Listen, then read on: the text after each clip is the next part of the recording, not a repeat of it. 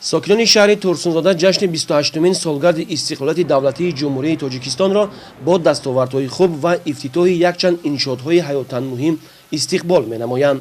در محله چهارم یک بینای 4 آشیانه که عبارت از 20 حجره استقامتی در آشیانه اول قهوه‌خانه، عالم پرده‌ها، سرتراشخانه و سیخ دوزندگی میباشد از جانب صاحبکار وطندوست و آبادکار خیرالله خوجمقلوف قامت افروخته است مورد استفاده قرار داده شد.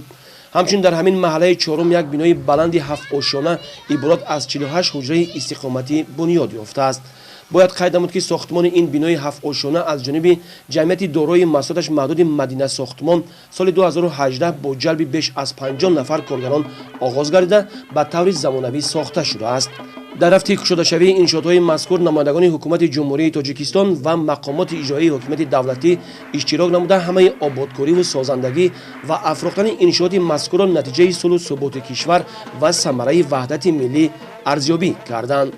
در صحن خانه میدانچه ورزشی، جایهای استراحتی برای باشندگان و در قبط اول مغازه خوراکوری ساخته شده است که باز 10 نفر صاحب جای نوی کاری می‌گردند. اینچنین در محله سوم شهر ترسونزاده یک بینای 5 آشیانه که عبارت از 40 حجره استقامتی و در آشیانه اول حجره‌های دندان پزشکی میباشد از جانب صاحبکار محلی تلقین ایگانبردیوف قامت افروخته است مورد استفاده قرار داده شد.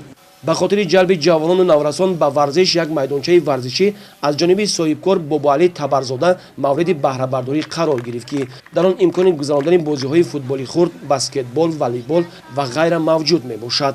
نمایندگان حکومت جمهوری تاجیکستان و مقامات اجرایی حکومت دولتی ضمن به استفاده دادن این میدانچه قید نمودند که برای رشد ورزش سالمی نسل‌های امروز و فردا حکومت کشور با شریکان نزدیکش پیوسته شرایط و امکانات‌ها را فراهم می‌آورد.